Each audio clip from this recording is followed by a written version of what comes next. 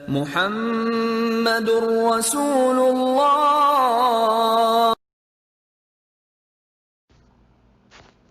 السلام علیکم ورحمۃ اللہ وبرکاتہ۔ میں ہوں سلمیٰ بنت افتخار احمد۔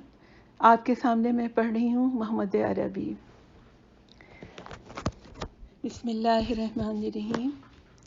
رب اشرح لی صدری ویسر لی امری واحلل عقدۃ من لسانی یفقہوا قولی۔ سب سے پہلے میں آپ کو ایک بات بتانا چاہ رہی تھی کہ میں نے کتاب نمبر 2 بھی شروع کر دی ہے، بہت جلد میں اسے اپلوڈ کر دوں گی۔ کتاب دعا پر ہے، بہت ہی بہترین کتاب ہے۔ مجھے یقین ہے کہ میں اور میرے سب سننے والے اس کتاب سے بھی بہت کچھ سیکھیں گے انشاءاللہ تعالی۔ اللہ تعالیٰ سے قریب ہونے اور اس سے ایک مضبوط تعلق پیدا کرنے کے لیے دعا کس قدر اہم ہے یہ بھی ہم سب جانیں گے انشاءاللہ۔ اور آج میں آپ کو آخر میں ایک بہت زبردست حدیث سناؤں گی جو ہم سب کے لیے بہت ہی اہم ریمائنڈر ہے انشاءاللہ تعالی۔ تو پہلے ریکیپ کر لیتے ہیں۔ ہم نے پچھلے قسط میں جانا تھا کہ آپ ہر طرح کی تکلیفیں برداشت کرتے ہوئے اللہ تعالیٰ کی توحید کی طرف لوگوں کو بلا رہے تھے، لیکن اہل قریش کا رویہ ان کے ساتھ روز بروز برا ہوتا جا رہا تھا۔ لیکن دوسری طرف لوگ دائرہ اسلام میں داخل بھی ہو رہے تھے، لیکن خاص کر قریش کے سرداروں کے لیے اللہ کو ایک ماننا اور مرنے کے بعد جی اٹھنے اور جزا سزا پر ایمان لانا ان کے لیے بہت مشکل تھا۔ اب آگے پڑھتے ہیں۔ بسم اللہ الرحمن الرحیم۔ رقیہ اور ام کلثوم آپ کی 2 بیٹیاں تھیں۔ یہ عتبہ اور عتیبہ کو بیاہی تھیں۔ عتبہ اور عتیبہ ابو لہب کے بیٹے تھے اور باپ ہی کی طرح یہ دونوں بھی اسلام کے کٹر دشمن تھے۔ چنانچہ ایک زمانے تک یہ نیک بیویوں کا ناک میں دم کیے رہے اور کڑوی کڑوی باتوں سے ان کے دل چھیدتے رہے، مگر بد نصیب ابو لہب کو اس سے بھی تسکین نہ ہوئی اور اس نے ان کو بیٹوں سے جدا کر دیا۔ پھر چونکہ وہ پیارے نبی صلی اللہ علیہ وسلم کے پڑوس میں رہتا تھا، اس لیے اس کا وجود آپ کے لیے ایک مستقل درد سر تھا۔ حد یہ ہے کہ آئے دن وہ آپ کے دروازے پہ کوڑا کرکٹ پھینک دیتا اور کبھی غلاظت بھی لا کے ڈال جاتا۔ اس کی بیوی ام جمیل بھی کچھ کم نہ تھی، یہ راستے میں کانٹے بچھا دیا کرتی۔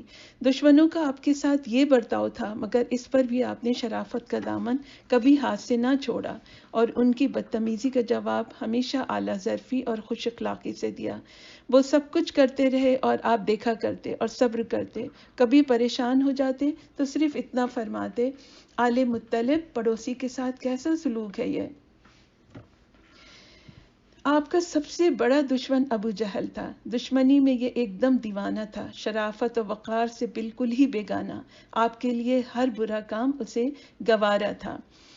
ایک دن اپنے ساتھیوں سے اس نے کہا، اللہ کی قسم کل ایک پتھر لے کر بیٹھوں گا، اتنا بھاری کہ اٹھائے نہ اٹھے، اور جو ہی محمد رسول اللہ صلی اللہ علیہ وسلم سجدے میں جائیں گے اس کا سر پیس کر رکھ دوں گا، نعوذ باللہ۔ پھر چاہے تم لوگ میرا ساتھ دو یا چھوڑ کر الگ ہو جاؤ، آل مناف بھی جو چاہیں کریں، دیکھا جائے گا۔ چنانچہ صبح ہوئی تو ابو جہل نے ایک بھاری پتھر لیا اور کعبے کے پاس انتظار میں بیٹھ گیا۔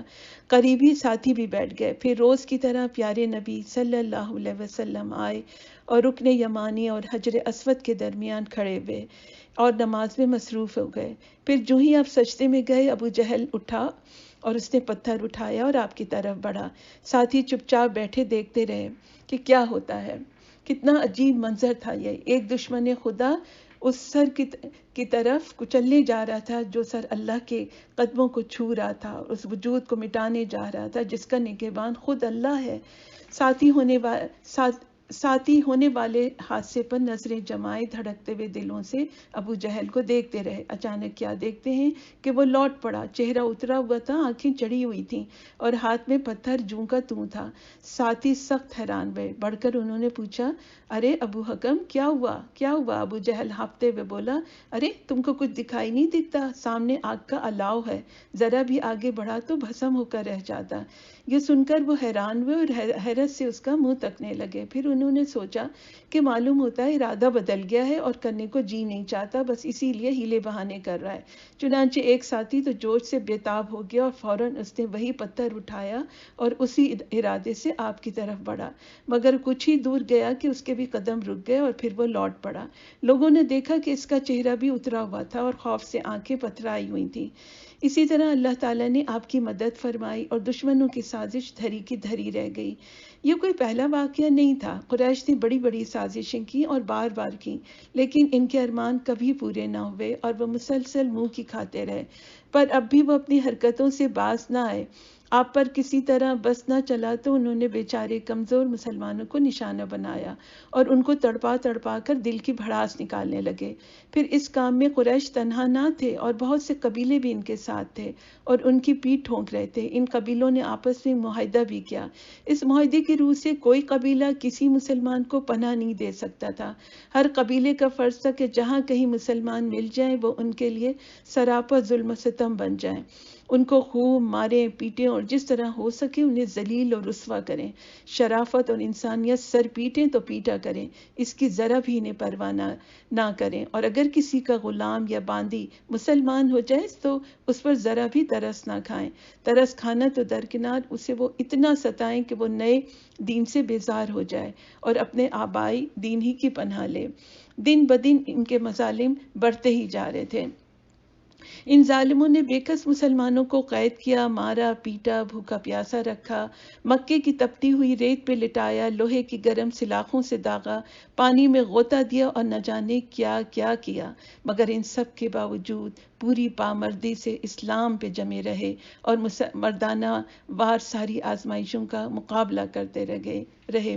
انہی جوان مردوں میں یاسر رضی اللہ تعالیٰ عنہ، ان کی بیوی سمیہ رضی اللہ تعالیٰ عنہ اور لخت جگر عمارہ رضی اللہ تعالیٰ عنہ بھی تھے۔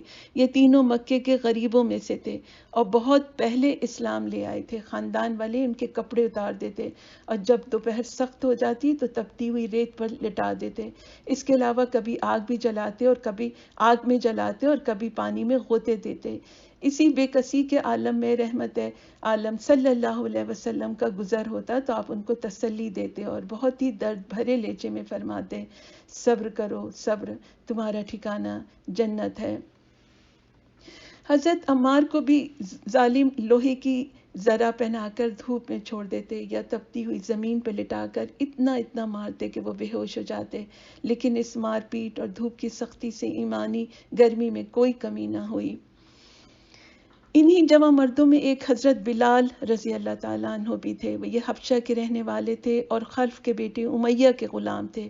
امیہ ان کا کھانا پینا سب بند کر دیتا، پھر جب بھوک پیاس سے وہ بے قرار ہو جاتے اور ٹھیک دوپہر ہو جاتی تو وہ تپتی ہوئی چٹانوں پر انہیں چت لٹا دیتے اور چھاتی پہ بہت بھاری پتھر رکھوا کر کہتا، یا تو محمد کا ساتھ چھوڑ دے اور لات و عزیٰ کو پوج، ورنہ اسی طرح ایڑیاں رگڑتے رہو۔ حضرت بلال رضی اللہ تعالیٰ عنہ یہ سارے مظالم سہتے اور اس وقت بھی زبان مبارک پہ یہ الفاظ ہوتے، احدن احدن، ایک ہے بس ایک ہے۔ وہ تو ایمان کے نشے میں چور تھے اور وہ نشہ ایسا نہ تھا جو ان تلخیوں سے اتر جاتا، چنانچہ جوش کے عالم میں وہ بار بار یہی الفاظ دہراتے۔ اللہ کے رسول صلی اللہ علیہ وسلم کا گزر ہوتا تو ان کی یہ مظلومی دیکھ کر تڑپ اٹھتے اور بہت ہی درد بھرے لہجے میں فرماتے، بلال گھبراؤ نہیں، احد ہی جلد ہی تمہیں نجات دے گا۔ غرض حضرت بلال رضی اللہ تعالیٰ عنہ یہ سختیاں جھیلتے رہے اور صبر کرتے رہے۔ بالآخر ایک دن حضرت ابوبکر صدیق رضی اللہ تعالیٰ عنہ امیہ کے پاس گئے اور بولے، ارے تجھ کو ذرا بھی اللہ کا ڈر نہیں کہ اس بیچارے کو مارے ڈال رہا ہے؟ وہ بولا، تم نے ہی تو اس کو بگاڑا ہے، اب تم ہی اسے بچاؤ۔ حضرت ابوبکر صدیق رضی اللہ تعالیٰ عنہ نے فرمایا، میرے پاس ایک مشرک غلام ہے، تو اسے لے لے اور اسے مجھے دے دے۔ وہ بولا، چلو منظور ہے، لے جاؤ اسے۔ اسی طرح حضرت ابوبکر صدیق نے اپنا غلام امیہ کو دے دیا اور اس سے حضرت بلال کو لے کر آزاد کر دیا۔ صرف حضرت بلال ہی نہیں، نہ جانے کتنے غلام تھے جو مسلمان ہو گئے تھے اور اس جرم میں بے رحم آقاؤں کے سفاکیوں کا نشانہ بن رہے تھے۔ حضرت ابوبکر صدیق ان مظالم کو دیکھ دیکھ کر تڑپ اٹھتے اور آخر ان سے نہ رہا گیا اور ان سب کو خرید خرید کر انہوں نے آزاد کر دیا. یہاں تک کہ ایک دن ان کے باپ نے کہا بیٹے تم تو بہت کمزور غلام آزاد کر رہے ہو، ذرا ایسے غلام آزاد کرو جو بہادر اور طاقتور ہوں کہ وقت پڑے تو کچھ کام بھی آ سکے اور مصیبت میں تمہاری مدد کر سکیں. اس کے جواب میں حضرت ابوبکر صدیق نے کہا ابا جان میرا مقصد تو صرف اور صرف اللہ کو خوش کرنا ہے. بارگاہ خداوندی میں یہ بات بہت پسند آئی اور وحی ہوئی. سورہ واللیل میں اللہ تعالیٰ فرماتے ہیں آیت نمبر 19 سے 21 تک، اور کسی کا اس کے ذمے کوئی احسان نہیں ہے جس کا بدلہ دیا جا رہا ہو، اسے بس اپنے بلند و برتر رب کی خوشی حاصل کرنی ہے اور وہ جلد ہی راضی ہو جائے گا. ابو جہل پیارے نبی کو ستانے میں ذرا بھی نرم نہ پڑا. وہ موقع بے موقع دل کا بخار نکالتا رہتا. نبوت کا 6واں سال تھا. ایک روز آپ کے پاس سے اس کا گزر ہوا. دیکھتے ہی وہ آپ کو برا بھلا کہنے لگا. جو کچھ منہ میں آتا آپ کو کہہ ڈالتا. آپ صلی اللہ علیہ وسلم اس کے منہ نہ لگتے. منہ لگنا تو درکنار آپ اس کی طرف توجہ بھی نہیں دیتے. یہ بات اس کو اور کھل گئی اور وہ غصے سے بےتاب ہو گیا. چنانچہ جھک کر اس نے زمین سے مٹی بھر کنکری اٹھائی اور روئے مبارک پر پھینک ماری. پھر آپ کو دیر تک سلواتیں سناتا رہا اور جو منہ میں آتا بکتا رہا. وہیں ایک لونڈی کھڑی یہ سب دیکھ رہی تھی. یہ عبداللہ تیمی کی لونڈی تھی. شام کو اسے پیروں کی چاپ سنائی دی. یہ چاپ ابو قیس نامی پہاڑ کی طرف سے آ رہی تھی. دیکھا تو ایک آدمی چلا آ رہا تھا. قد درمیانہ تھا، آنکھیں سیاہ تھیں، کاندھے چوڑے چوڑے تھے، چہرے پر وقار اور ہیبت ٹپک رہی تھی. کمر میں تلوار بندھی تھی اور گردن سے کمان لٹک رہی تھی. پشت پہ ترکش بھی تھا. وہ کون تھا؟ شیر قریش، حمزہ. ہاں وہی حمزہ جو ابو عبد المطلب کا بیٹا اور رسول اللہ صلی اللہ علیہ وسلم کا چچا تھا. ایک رشتے سے آپ کی خالہ کا بیٹا بھی تھا اور دوسرا شریک بھائی بھی تھا. وہ شکار سے واپس ہوا تھا اور کعبے کا طواف کرنے جا رہا تھا. اس کا ہمیشہ یہی معمول تھا. شکار سے واپس ہو کر سب سے پہلے وہ کعبے جاتا، وہاں پہنچ کے طواف کرتا اور پھر گھر واپس آتا. حمزہ قریب ہوا تو لونڈی بولی ابو عمارہ کیا آپ لوگوں میں غیرت نام کو نہیں رہی؟ بنی مخدوم کے غنڈے محمد رسول اللہ صلی اللہ علیہ وسلم کو اتنی آزادی سے ستا رہے ہیں. حمزہ رضی اللہ تعالیٰ عنہ چلتے چلتے رک گئے. بڑی حیرانی سے انہوں نے پوچھا عبداللہ کی لونڈی تو کیا کہہ رہی ہے؟ کیا یہ آنکھوں دیکھی بات ہے؟ لونڈی بولی ہاں میری ان آنکھوں نے دیکھا ہے اور میرے ان کانوں نے سنا ہے. یہ سننا تھا کہ حمزہ غصے سے لال ہو گئے. چنانچہ لپک کر وہ کعبے گئے اور آج کسی سے کوئی بات چیت نہ کی، سلام تک نہ کیا. پہنچتے ہی وہاں ابو جہل پہ نظر پڑ گئی جو لوگوں کے درمیان بیٹھا تھا. حمزہ تیزی سے اس کی طرف بڑھا اور کمان سنبھال کر اس زور سے ماری کہ اس کا سر پھٹ گیا. اب کیا تھا، خون کا فوارہ جاری ہو گیا، پورا چہرہ لہو لہان ہو گیا. پھر حمزہ نے پھٹکارتے ہوئے کہا وہ میرا بھتیجا ہے جسے تو نے بے وارث سمجھ رکھا ہے. وہ میرا بھتیجا ہے جس کا چہرہ گالیاں اور پتھر کھانے کے لیے نہیں ہے. حمزہ بہت باروب آدمی تھے. ان کے غصے سے ہر ایک کامتا تھا. وہ بگڑ جاتے تو کوئی بول نہ سکتا تھا. اسی لیے ابو جہل نے اس خطا کو خوشنما بناتے ہوئے کہا وہ ہمارے دیوتاؤں تک نہیں بخشتا، پھر ہمارے جتنے لونڈی غلام ہیں ان سب کو وہ بہکاتا ہے. حمزہ بولے تم سے زیادہ نادان ہے بھی کون کہ اللہ کو چھوڑ کر بے جان مورتیوں کو پوجتے ہو. سن لو میں بھتیجے کے ساتھ ہوں. اب اسلام ہی کے لیے میرا جینا ہے اور اسلام ہی کے لیے میرا مرنا ہے. چونکہ ابو جہل قبیلہ بنی مخزوم سے تھا اور وہاں اس قبیلے کے بھی کچھ لوگ موجود تھے، اس لیے فوراً وہ ابو جہل کی مدد کے لیے اٹھ کھڑے ہوئے اور بولے حمزہ معلوم ہوتا ہے تم اپنے دین سے پھر گئے ہو اور کسی چکر میں آ گئے ہو. حمزہ نے کہا جب اس کا حق ہونا مجھ پر واضح ہو گیا اور محمد کا حق ہونا مجھ پر واضح ہو گیا تو پھر کیوں نہ مانوں. سن لو محمد رسول اللہ صلی اللہ علیہ وسلم اللہ کے رسول ہیں اور جو کچھ وہ کہتے ہیں بالکل حق ہے. اللہ کی قسم اب میں اس سے نہیں پھر سکتا. ہاں اگر تم سچے ہو اور کچھ بلبوتا رکھتے ہو تو روک کر دیکھ لو. ابو جہل نے حمزہ کا یہ غصہ دیکھا تو ڈرا اور سمجھ گیا اس کا انجام اچھا نہیں ہو سکتا. چنانچہ ساتھیوں سے وہ بولا ہٹاؤ، جانے دو، میں نے واقعی محمد پہ بڑا ظلم کیا. اس طرح حمزہ نے بھری مجموعے میں اپنے مسلمان ہونے کا اعلان کر دیا اور پوری بے باکی سے کہہ دیا کہ میرا دین وہی ہے جو محمد رسول اللہ صلی اللہ علیہ وسلم کا ہے۔ مگر پھر لوٹ کر جب گھر آئے تو فکر مند ہوئے کہ کیا میں جو کچھ کہہ کے آیا ہوں صحیح ہے، کہیں میں نے غلط بات کا تو اعلان نہیں کر دیا، کہیں میں جذبات کی رو میں بہہ تو نہیں گیا۔ اسی طرح وہ سوچتے رہے یہاں تک کہ آنکھوں میں رات کٹ گئی۔ وہ پوری رات جاگتے رہے اور دعا کرتے رہے، اے اللہ مجھ کو سیدھا راستہ دکھا، میرے دل کو قرار عطا فرما۔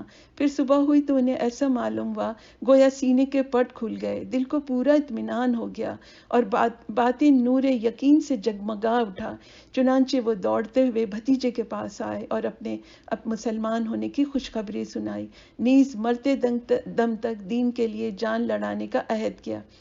حمزہ کے مسلمان ہونے سے ایوان کفر میں زلزلہ آ گیا، کیونکہ باطل ایک بہت بڑے بہادر اور جانباز سپاہی سے محروم ہو گئے۔ حمزہ کے ایمان لانے سے آپ کو کتنی خوشی ہوئی اس کا اندازہ کون کر سکتا ہے۔ لوگوں نے دیکھا اس وقت چہرہ مبارک گلاب کی طرح کھلا ہوا تھا اور چاند کی طرح چمک رہا تھا۔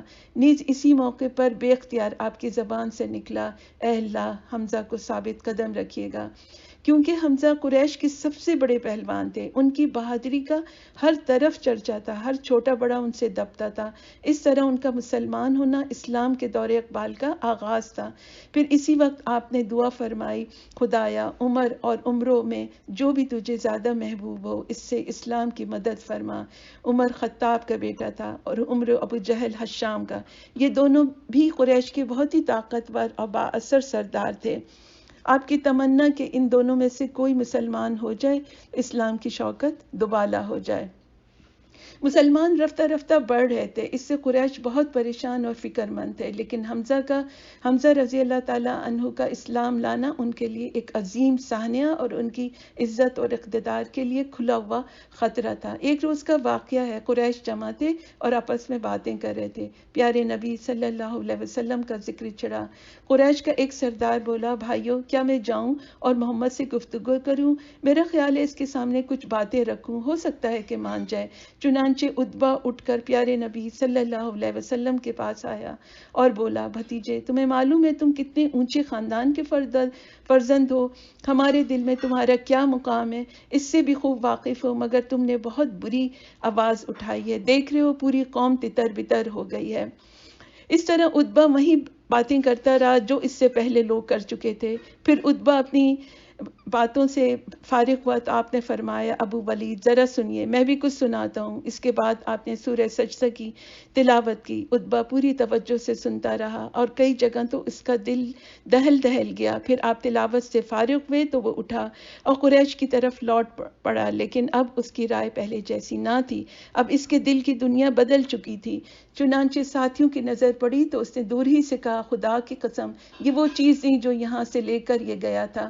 پھر وہ قریب ہوا تو سب نے پوچھا، ابو ولید کیا رہا؟ ابو ولید بولا، خدا کی قسم میں نے شاعروں کے قصیدے سنے ہیں، کاہنوں کے بھی کلام سنے ہیں، لیکن یہ چیز ہی کچھ اور ہے، اس جیسی تو میرے کانوں نے اب تک نہ سنی۔ بھائیو میری بات مانو، جو کچھ وہ کرتا ہے کرنے دو، اس کو عرب پہ چھوڑ دو، اگر وہ غالب آ گئے تو تمہارا مقصد حاصل ہو جائے گا، بھائی کے خون میں ہاتھ رنگنے سے بھی بچ جاؤ گے، اور اگر وہ اس کے سامنے جھک گئے تو اس کی عزت تو تمہاری عزت ہے، اس کی طاقت تو تمہاری طاقت ہے۔ قریش بولے، ابو ولید خدا کی قسم تم بھی اس کے جادو سے بچ نہ سکو گے۔ عتبہ نے کہا، میں نے جو سمجھا کہہ دیا، اب جو تمہارا جی چاہے کرو۔ قریشی کسی کو قرآن کی تلاوت کرتے سن لیتے تو بہت ستاتے اور مذاق اڑاتے، کسی کو نماز پڑھتا دیکھ لیتے تو آوازیں کستے اور قہقہ لگاتے، صرف ہر دھرمی اور دشمنی کے مارے، ورنہ پیارے نبی کی باتیں جاننے کا بہت شوق تھا، نیز قرآن کی آیتیں سننا بھی انہیں بہت مرغوب تھا، تو مسلمان ان سے بہت بچتے تھے، قرآن بہت ہلکی آواز سے پڑھتے، قریش نے تو کبھی اسے سنا نہیں تھا، وہ کیا جانے اس کے جمال اور جلال کا عالم، ہے کوئی جو اس کی ہمت کرے، ہے کوئی جو اسے جا کر قرآن سنائے۔ اس کے بعد انشاءاللہ تعالیٰ اگلی نشست میں سنیں گے۔ اس سے پہلے کہ میں ختم کروں آپ کو میں حدیث سناتی ہوں۔ حضرت ابو درداء رضی اللہ تعالیٰ عنہ سے روایت ہے کہ رسول اللہ صلی اللہ علیہ وسلم نے فرمایا، کیا میں ایسے عمل کی خبر نہ دوں جو تمہارے اعمال میں سب سے بہتر اور تمہارے آقا اور مالک کے نزدیک سب سے زیادہ پاکیزہ اور تمہارے درجوں میں سب سے زیادہ اضافہ کرنے والا، اور تمہارے لیے اللہ کی راہ میں سونا چاندی خرچ کرنے سے بھی بہتر، اور اس سے بھی بہتر ہے کہ تم اپنے دشمنوں سے مقابلہ کرو اور تم ان کی گردنیں مارو اور وہ تمہاری گردنیں ماریں۔ صاحب کرام رضی اللہ تعالیٰ عنہ نے عرض کیا کیوں نہیں، ضرور بتائیے۔ آپ نے فرمایا وہ عمل اللہ تعالیٰ کا ذکر ہے۔ صلی اللہ علیہ وسلم۔ سبحانک اللہم و بحمدک، نشہد ان لا الہ الا انت، نستغفرک و نتوب الیک۔ السلام علیکم ورحمۃ اللہ وبرکاتہ۔